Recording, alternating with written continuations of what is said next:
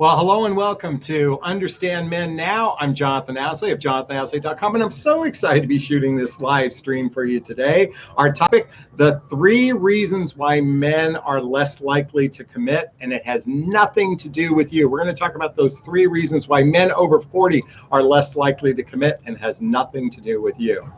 Really quickly, if you're new to my YouTube channel, please hit the subscribe button, hit the bell so you can be notified of new content. And if at the end of this video, this content resonates with you, I want you to check out all the links in the description. You can schedule a free discovery call with me. You can join my fantastic group called Midlife Love Mastery. I even have links to my podcast and a free gift and so forth. All right.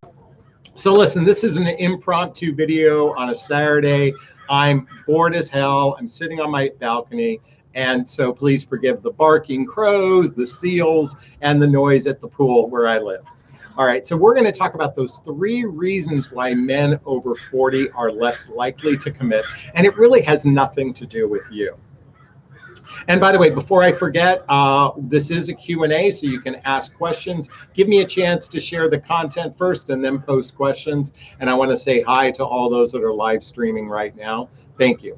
All right, so reason number 1, and I want you to differentiate between men in their 20s and 30s versus men in their 40s, 50s, 60s, and even 70s. The vast majority of men in their 40s, 50s, 60s, and 70s who are single out there in the dating realm are divorced. In fact, roughly about 75% of singles looking for love after the age of 45, men and women alike, are divorced. And divorce brings a whole set of stuff into the equation that isn't the same for a 20 and 30-year-old who has most likely never been married. And one of those differences is that when men in their 20s and 30s, they're oftentimes, if they've been conditioned this way, they've been conditioned to be on the hunt for a wife. Let me repeat that. They're on the hunt for a wife. So one of the differences in men in their 40s, 50s, and 60s is that they're less likely to be committal because they're not on that search for a wife. And that wife represents the person who's going to be the mother of their children. It's going to be the person that they build a home with. And when we turn 40, and now when we're in our 40s, 50s, and 60s, and since the vast majority of people are divorced, they are actually less likely to get remarried if they've had a stigma around marriage. Let me repeat that. They're less likely to get married if they have a stigma around marriage, and they're not on the same biological clock, if you will, for hunting for a wife. Now, I say biological clock. It's not the same as the biological clock for women. It's more let me retract the word biological and socialized clock. Let me reframe that to a socialized clock. And what I mean is, like, when I was growing up, and I'm a product of my parents, I'm a baby boomer, I'm a product of that. Was my parents the silent generation? Maybe that's what it was. I was conditioned to graduate high school, go to college, go to college, go to college. After college, get a job, get a job, get a job. After getting a job is meet a girl, meet a girl, meet a girl or woman, get married, buy a house, start a family. I was programmed to be on the hunt for a wife. I was conditioned that way. And a lot of men raised kind of middle class the way I was raised that way.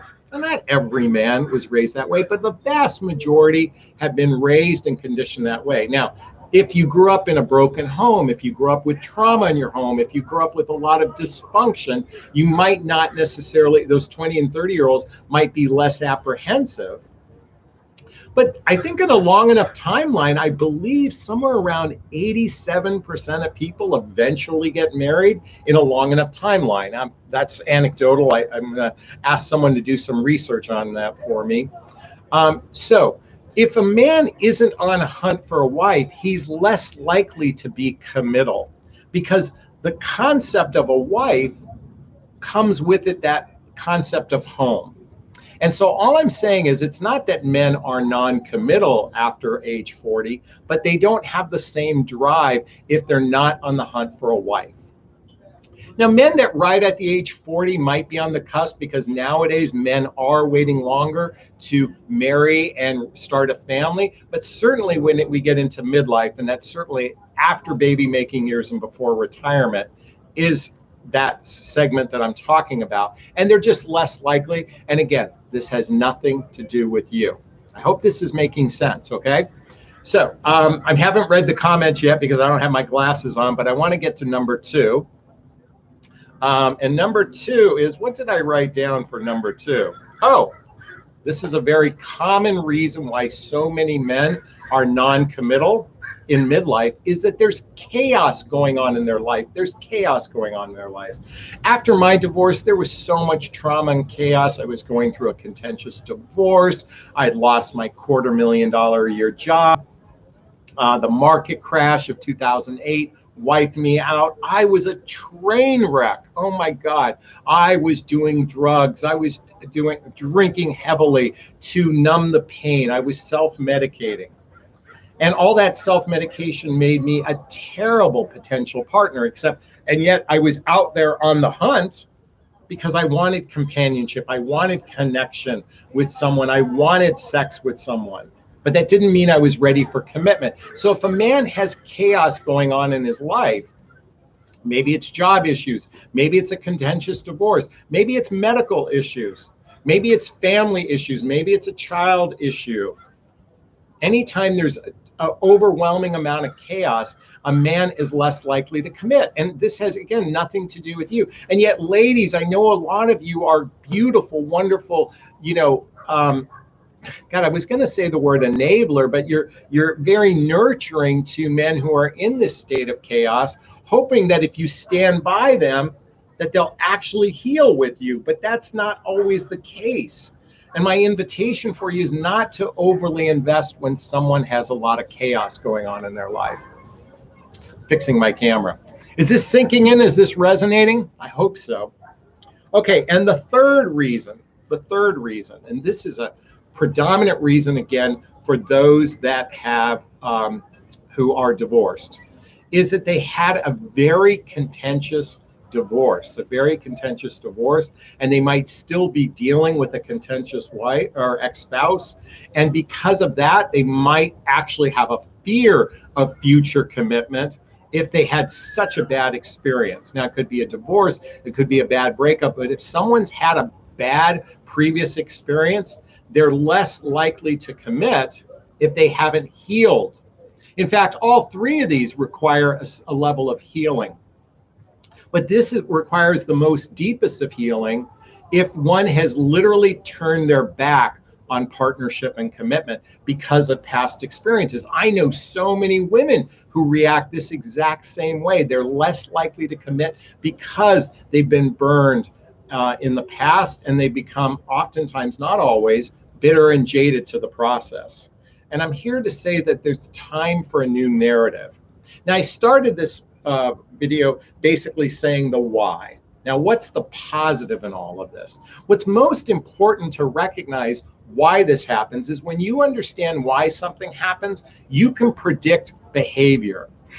Let me repeat that. You can predict behavior. And if you can predict behavior, you can begin to make better choices. And that's what I'm really here to shine a light on, is to encourage all of you to begin to make better choices when it comes to choosing who you're going to invest time in. Because our time is ultra precious. Although right now I'm bored as hell, so I'm doing this. I guess my time isn't that precious. It's actually because I want to give is why I'm doing this. And when I say I'm bored, this is the view I'm looking at right now. So if you can see that.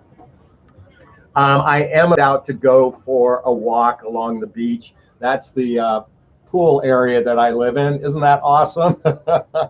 So anyway, I'm not that pathetic, but I am going to go for a walk. It's a gorgeous day. I did have a COVID test yesterday. I came back negative, so I feel safe now because I was feeling a little under the weather. But my invitation for you is to recognize that most men aren't really a lot of times we blame ourselves when someone's non-committal. And what my invitation for all of you is to look at his life and to see what could be going on in his life that makes him less committal. And then ask yourself, do you want to invest in that person? All right, I'm going to start looking at the Q&A right now to answer questions, but I am going to do a trivia question before we get started. So our first trivia question, oh, this is a good one, is, in the movie The 500 Days of Summer, which band is Tom listening to when he first meets Summer? Let me repeat that. In The 500 Days of Summer, which band is Tom listening to when he first meets Summer? Let's see if any one of you get this right. All right. Now I'm going to look at the Q&A because it's time to ask questions. Let's see. Leaf writes, right on point. Job, toxic, bitter, exes, children. They need to do work on themselves first. Yes, that's true for men and women alike. Everyone's saying hi. Because of my dad in his 70s, he did things you described, went to school and got married, hunt for a wife. Exactly, Artie. You love my Batman t-shirt. Thank you so much. Oh my God, check out my new mug. What's it say? Let that shit go. Let that shit go. All right, everyone, please ask questions. This is the Q&A time. Thank you so much. I appreciate you enjoying my view. All right, please jump in. By the way, if this live stream is making a difference, please hit that like button. I want more people. If you hit that like button right now, I want to see that like counter go up so more people can start watching this. Okay, someone said they'd like to join me here. Thank you so much. I really appreciate that. I'm living in Redondo Beach. I welcome anyone who wants to come down to come visit me. Just give me a heads up. Okay. Please post a question. Ladies, this is the best part, is I get to dig into your questions. I've got the next 30 minutes to jump in. All right. Thank you. You love my Batman t-shirt. Thank you. I appreciate that, Artie. All right. Please, please, please hit that like button and ask a question. Come on, someone ask a question. What kind of questions can we talk about? Listen, look, I recognize that dating is a fucking pain in the ass. I mean, let's just get real. I'm a little bit tired of the coaches out there that make it just seem so beautiful and so wonderful. You can just be in your queen energy and men are going to earn you because they're just so wonderful, because men are just going to claim you and be chivalrous. Let's get real. It's a clusterfuck out there. Human beings are dysfunctional. I mean, let's just get real. Men and women alike, this is the vast majority of the population, is literally dysfunctional. Maybe that sounds pessimistic. I don't know. It's just how I view the dating realm, because I hear complaint after complaint after complaint. It's just such victim consciousness that makes me so sad. This is why when I wrote my book, What the Heck is Self-Love Anyway? I want everyone to first focus on the journey of oneself, because the best relationship if you're going to commit to anyone, commit to yourself first. Make that the first relationship, and that springboards you into every potential relationship thereafter. So when we work on ourselves, it doesn't matter whether or not we have a life partner in our life. It'd be great to share our lives with someone, but you feel fulfilled anyway. And that's my invitation for you. Look, I see questions coming in, so let me put on my glasses and now answer. Okay, Sassy writes, many women do, let's go back here. Slow down. Many women do extensive work on themselves. However, most men are less self-aware and less enthusiastic to do the work. Sassy, that is absolutely incorrect. That is incorrect. Men and women by far equally do about the same amount of personal development work. Men tend to do it more centered around their career. Women tend to do it more centered around relationships. Women are more relationship oriented. Men do personal development more on their career. But here's the fantasy. Less than 5% of the population does personal development work anyway. So if you happen to be in that 5%, the reality is 95% of the population does little or no true deep introspective work. And I'm talking about deep diving into doing therapy, now, by the way, that percentage probably has increased to 10%, and maybe even 15%, but it's a very small percentage. So when you say women do more, yeah, maybe maybe 8% of women do it and 5% of men do it. Okay, yes, it's double what the men are doing. Women are doing double, but it's still 90% of women are just as dysfunctional as men. So let's not make this a man or woman thing. Let's just recognize that emotional maturity is lacking in the vast majority of the population, especially in the area of relationship, because most people have such poor communication skills, men and women alike. Women, just because they study stuff, that doesn't make them any better. Just because you have a Deepak Chopra book on your nightstand, if it's not highlighted and pages torn and everything, as an example, just because you have it doesn't mean you're really doing the work. This is why I highly recommend reading the book Nonviolent Communication by Marshall Rosenberg. Nonviolent Communication by Marshall Rosenberg. It should have been called compassionate communication, but this is what I want to invite you to do right now, is to lean into a more compassionate way to communicate with one another. All right, let's see what else is written so far. So the future last week is sex after, okay. S of the future last week is sex after 6 dates too soon. Georgia. Look, you can have sex on the first date. You can have sex after marriage. Sex isn't the precursor whether or not actually, having a great sex life is going to be extremely important to the success of the relationship. When you have sex isn't any. Look, I know people that have had sex on the first date, happily married for 30 years. I know people that waited to get married and they got divorced a month later. So I'm not, I don't like to pigeonhole timelines of when to have sex. I certainly believe have sex. Okay, I have an acronym for sex. It's called CARES. CARES. CARES. The C stands for have sex when you feel comfortable. The A stands for be aware of the consequences. In other words, if you attach too quickly with someone, then be aware of that. The R stands for learn his real intentions. In other words, is he serious about a committed relationship, or have you just known him for 30 minutes and you just jumped into bed with him? You may want to learn his real intentions. The E stands for if you're going to have regular sex with someone, be exclusive. Be exclusive. And lastly, the S stands for safety. Safety, be safe, whether it's condom, checking STDs, but when you feel safe, it's CARES, CARES. Hope that sinks in. Okay, Kim writes, is it wise to be a friend with a man you used to date, but you've established there isn't any more than friends between you? Is it wise? What does wise mean? If it really, you have to look at what could be the problems and addressing problems. Does someone if someone is pining for you and you just want to be friends, that can be an issue. You could have been in a relationship with someone and now it's converted to friends. Like my relationship with Sherry, we're family to one another. We treat each other as friends, but she's in a loving, juicy, delicious relationship with someone. I'm friends with her partner now. I don't know. I don't like making up rules. Here's the rule I want you to make up for yourself. Do what's right for you. That's the most important rule, Kim. Okay. Teresa writes, I'm a caretaker by nature. Sometimes,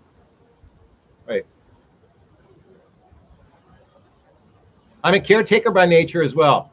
Yes, I tend to be an enabler as well. How do we identify our blind spots? Artie, that's what I do in my private coaching. When a woman works with me, my job is to actually date you during my boot camp. I date you literally to see what your blind spots are, to identify that. It's hard for me to do this in the vacuum of a YouTube video. It helps if I actually can interview you in real time. Okay. By the way, hit that like button if you're liking this. If you're just joining, the more likes, the more people get to see this. Okay. Shelly writes, I have a flirtatious friendship and I do have a crush on him. He hasn't asked me out yet. Should I make the move? Yes, yes, yes. Let's jump, ladies. Don't be afraid to ask a guy out. There's this whole stupid bullshit hierarchy that men are chivalrous and they must claim you. Think about the word claiming. Claiming is claiming property. We don't claim a human being. So why not make the effort? Say, hey, I like you. I'd like us to go out for coffee. I'd like to go out for a drink, and develop a connection with them. And if there's sexual attraction, boom, there's a chance that it might take off. If there's no sexual attraction, it's probably not. Make the move. It isn't gonna shrink his penis. His balls aren't going to shrink up because you made the move. This whole bullshit that emasculates men. Ugh, if a woman asks me out, I'm flattered. Now, if I'm attracted to her, I say yes. If I'm not attracted, I say thank you. It's as simple as that, but it doesn't shrink my penis when a woman makes a move. Hope that helps, Shelly. I did therapy for 3 times a week for 8 months. Great. I do therapy every day of my life for at least 15 minutes. My invitation is everybody, do a daily regimen of personal development, self-help, and spiritual work. I don't want to discount the 3 times a week for 8 months, but what I do want to say is beyond the 8 months, do have a regular practice of self-love. That's my invitation for you. Artie writes, I heard from an influencer is that when a person does not have money, it's hard to take time to do inner work. What do you think? By the way, books cost $15. My book's $11.99. You can so if someone doesn't have $15 a month to buy the books that I recommend, to buy the books that I recommend, to buy the books that I recommend, to invest themselves, then you know what? Do a GoFundMe and ask for some help. Go to your friends, ask for some help. Spend $15 a month reading 1 book a month, and I promise you in 1 year you're going to be a different person, and it only costs you $180. And everybody has $180. I don't care what they say. Damn, I'm part of that small percentage. I'm proud. Emotional maturity is definitely lacking in both men and especially women, who sometimes expect men to read their minds. Yes, Artie, ladies, stop expecting men to read your minds. This is one of your biggest problems. By the way, I talk to women the way I do, and I yell because I just want to get your attention. But this whole fear around speaking up to men is ruining your chances for a juicy, delicious relationship. Chapter 1 in my book, speak your truth, do it with kindness. And then later on in my book, if it's sincere and from the heart, you can never say the wrong thing to the right person. And there's a lot of other juicy, delicious things here in my book. Check out the link to my book right below. And I've got all my recommended books there. Do me a favor, please hit the like button so more people can start seeing this. My feet are freezing right now. Oh, by the way, Joy got it right. The song is by the Smiths. Did you look that up? Did you look that up? Be honest, Joy. All right. Sassy, I make this comment because most of the people watching dating coaches are women. Oh, I gotcha. Sassy, now that makes sense. Yeah, you know what? Women dating coaches see everything from the perspective, in my opinion, very few. Okay, there's dating coaches out there. Most of the women dating coaches are teaching what I call princess energy. This feminine energy is what I call princess energy. In other words, you're such a queen that a man does all the work and you just sit back and receive and let him do all the work. My coaching is a little different. It's more based on what the Buddha dated, which is a spiritual way to date, which means that there is no penis or vagina. It's simply, there is no gender. It's how do you date from the heart. This is why recently someone complained about one of my videos where I talked about women investing in the dating process financially at the same rate that men do. She's like, no, I expect men to pay for everything. You know, when you create an expectation that somebody is supposed to do something because you expect it, you're already setting yourself up for failure. And this is why I don't want to call it advice. This is merely my perspective. You take it for what it's worth, okay? If it resonates with you, great. If it doesn't, that's okay too. Take it in and decide for yourself if this is right for you. By the way, really quickly, guess who joined me today? Salty. For those who know, my son who passed away, Connor, his nickname is Salty. And so I named this stuffed animal Salty. And I just wanted to let you know that he said hi. We're going to take another question from the movie quiz. And our question is, who stars alongside Jennifer Lopez in The Wedding Planner? Who stars alongside Jennifer Lopez in The Wedding Planner? Let's see if you can get that one right. All right. Let's see what other questions. Let's see.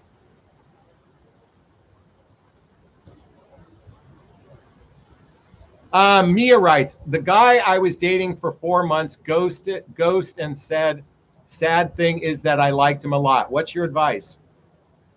You know, I'm shocked somebody absolutely stops contacting after 4 months. So my question is, were you in a relationship where you were seeing each other on a regular basis? You were having regular sex? Were you doing social activities, hobbies, or mutual interests, spending time with family and friends? Or was this a 4-month relationship that was mostly spent over the phone with very little physical contact with one another? My guess is it's the latter. And what do you do when someone ghosts you? You didn't have a real relationship to begin with. So why don't you describe the type of relationship and tell me what happened right before he stopped contacting you? And I bet you the answer is right there. Okay. Leanna writes, how do you know when you've healed enough to date again? Okay, great question. How do you know when you've healed enough to date again? The minute you begin the healing, you can go out there and date. The minute you address your childhood wounds and traumas, you can go out and date. As long as you're addressing your childhood wounds and adult traumas, it's absolutely okay to date, because the dating process is going to trigger a lot of stuff. And when you're in the mode of working on your stuff, you can do it with someone else. You don't have to have your love cup totally filled to be able to date, just so long as you're beginning to do the work. That's why I highly recommend doing 2 things: reading the book, The Hoffman Process to address childhood wounds and traumas to heal from them. And then if you're dating someone, start reading the book together. The minute the penis gets to go inside the vagina, you start reading the book 8 Dates and say, hey, if we're going to begin exploring a relationship together, let's find this foundational piece to help us make it a reality. All right? All right, hit that like button. We want more people to be able to join us. Yay. Okay, I hope this is sinking in. Please let me know if it is. Okay, Deanna writes, I fell for a guy I was dating for a couple months until he told me that his heart was not into it, but he wanted to continue dating because he did not want to regret not having tried hard enough. You know, here's the challenge with that. He probably absolutely recognizes you're a great woman. And so he's having a battle between his possible issues going on in his life, and he thinks you're a great woman, and he doesn't want to give it up, but he hasn't crossed over. And that crossover most likely is because he has stuff going on in his life, as I said before, that makes it difficult for him to commit. My invitation for you is to cut to the quickly. Be with men who want to explore a relationship with you. And if after 3 months, it's not leaning towards a relationship, then my invitation is to move on and let him work on his stuff on his own time. Or have real conversations reading the book 8 Dates and see if it shifts the narrative. Try that first, maybe even go to couples therapy, and then see about moving on. All right. Stacy, I'm laughing my ass off. Thank you. Rosalind says we need to be proactive in the dating realm. Exactly. Leanne, love it. I do a daily learning therapy. Great. Stacy writes, yes, I do self-love every day. Yay. Lydia, I don't know how to say all these names. Just bought my book. Thank you so much. I'm giving you a big gigantic Jonathon Bear hug. By the way, this is the back cover of the book.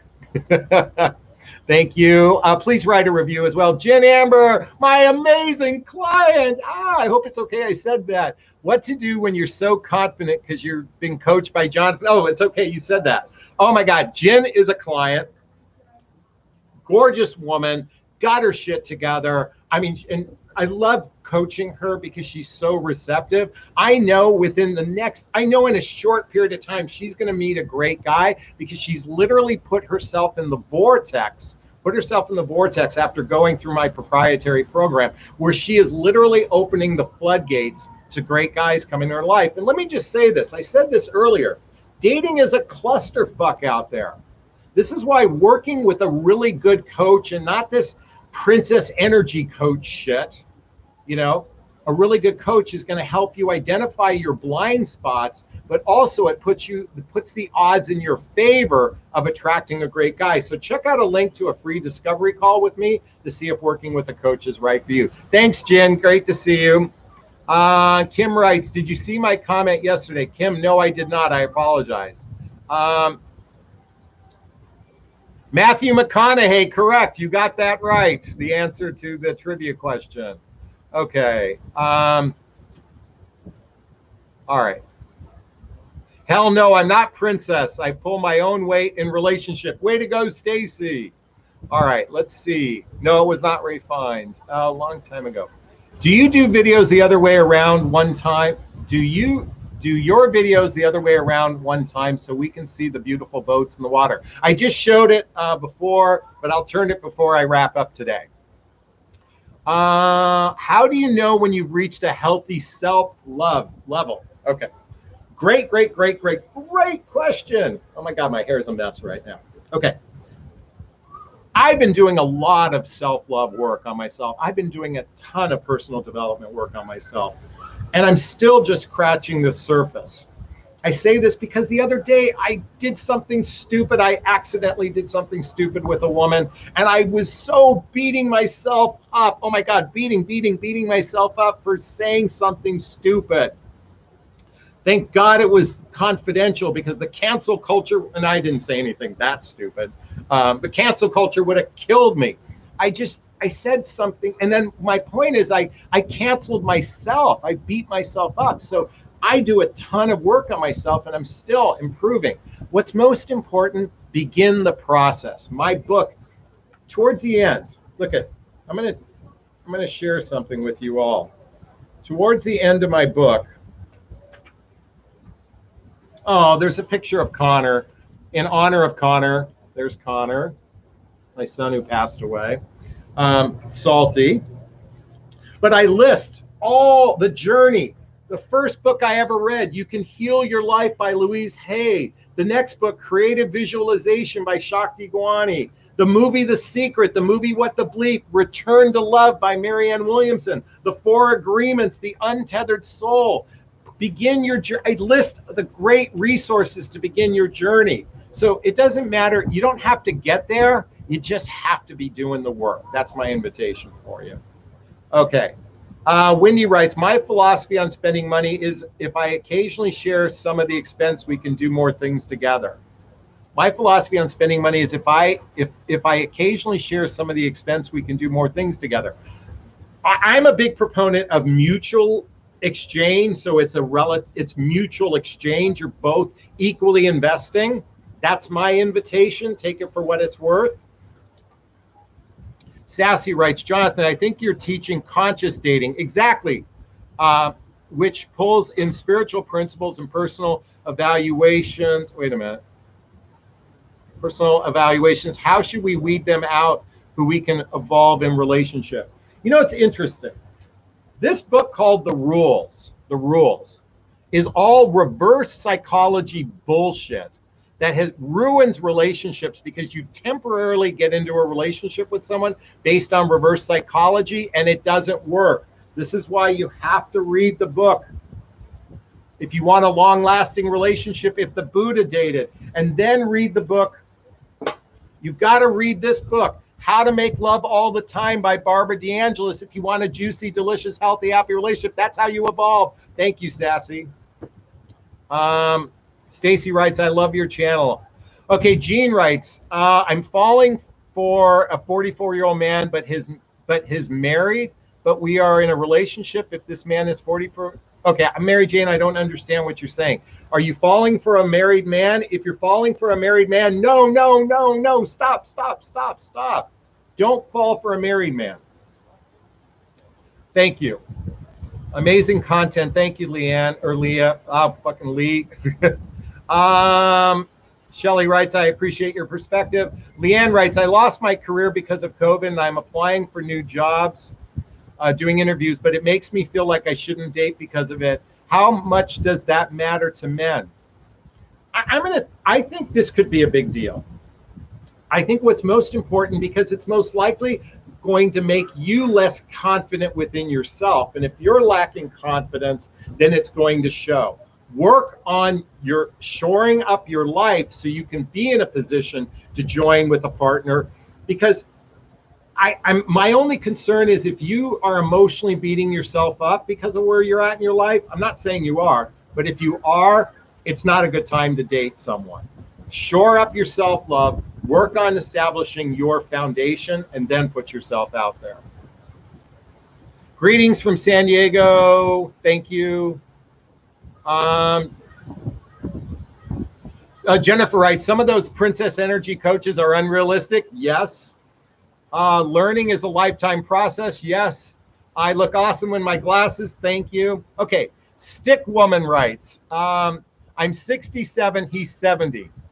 And 1.5 years so far. He wants to take it very slow. He's committed. He is committed. Thank heaven. We are always happy together and believe in investing, but he has a bad experience before me. Well, you're kind of contradicting yourself. He's committed. Thank heaven. We are always happy. Great. We believe in investing. Great. But he had a bad experience. So he had a bad experience. Is he having a good experience with you? That's what matters most. A juicy, delicious relationship together. Now, does that mean he's going to go the distance? Who knows? Enjoy your life in the moment right now. You're 67. Look at, you can break up with him because it's not perfect and put yourself out there and wait 5 more years, or enjoy it with him now and just enjoy the ride. We don't know what's going to happen tomorrow. He could die tomorrow. You could die tomorrow. Look, I lost my son, everyone. Nothing is guaranteed. Enjoy it. If it's good, enjoy it. All right. Leanna writes, yes, I'm beating up on myself for it, so I'll keep working on things. Yay. Hazel, happy weekend. Okay, Sherry writes, exclusively date a guy for nearly 2 years, and I simply asked him what are his intentions were moving forward. He completely ended it with no explanations. Sherry, that's because you made the worst mistake of all. Get to the quick. You don't wait 2 years to get to it. You talk about this in the first 90 days. What the fuck do you want? What does commitment, not you ask him, what does commitment look like for you? And if he avoids the question, then don't date the guy. It was waiting too long was your issue. Okay, don't wait that long. Cut to the quick, ladies. And if you want help learning how to vet men, that's what I teach you how to do. Schedule a free discovery call with me. I'll help you. If you hire me, I'll help you with that. Leah writes, how old is too old to date when you're in your 30s? How old is too? Well, you're never too old. Well, how old is too old? How old is too old when you date in your 30s? I don't know what that means. Life is short, live life. Exactly. Oh my God, my feet are freezing. Are you enjoying this? All right, we need a few more questions before I wrap up today, because we got to let that shit go.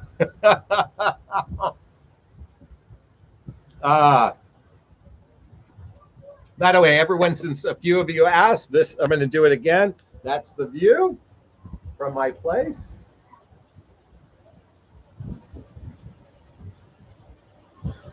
All right. All right. Time for one more question or two. Please post a comment. Please hit that like button. Share this with your friends. I would love it if more people got a chance to hear what I have to share. It's just my perspective. Oh, let's ask another movie question. Okay. Oh, that was that one. Oh, this is a good one. Which 1988 film stars Bette Midler and Barbara Hershey? Which 1988 film stars Bette Midler and Barbara Hershey? All right. If you're in your 30s, what should the age? If you are in your 30s, what should your age gap be? It's socially acceptable for a man to date in their 50s. Lee. Look, if you're 30, if you want to date a 70-year-old, a 60-year-old, a 50-year-old, a 40-year-old, a 30-year-old, or a 20-year-old, You get to make that choice for yourself. Now, could we talk about what issues could come up dating people that are much older? Yes, but that I don't want to get into that. The thing is, you get to do whatever you want. This is your journey. Do whatever you want. That's what a self-love practice is. It's your journey. That's my invitation for you. All right, beaches, correct, pretty. I'm running out of battery. I didn't expect to go this long. I'd have to plug in my computer. Listen, you know what? I think this would be a great time to wrap up today's live stream. I had fun, so much fun, just taking a break from my day, jumping in before I go for a walk to share, just to kind of do something different on the weekend. By the way, I'd be honored if you like this, if you like connecting with me and you want to have access to me on a regular basis, check out a link to my group called Midlife Love Mastery. Check out all the links in my description. You can get my book. You can get a free gift from me. You can schedule a discovery call. I'd be honored to work with you, just like my client mentioned. And listen, go out and have a fantastic weekend. If you're watching the replay, just go make it a fantastic day. Live your life to the fullest. It's your journey. You don't have to follow any rules. You got to follow what's right in your heart. And that's my invitation for you. All right. I'm going to wrap up this video today, as I always do. First, please post a comment. If you're watching the replay, please post a comment with questions. All right. First off, I'm going to give myself a big, gigantic Jonathon Bear hug of self-love. I'm going to reach into the camera and give you a hug of love, if that's okay. I'm going to ask you to turn to someone or a pet or a teddy bear or a pillow and give them a hug of love, because hugs are a great source of love, and we can all use more love in our lives. Thanks a bunch. Bye-bye now.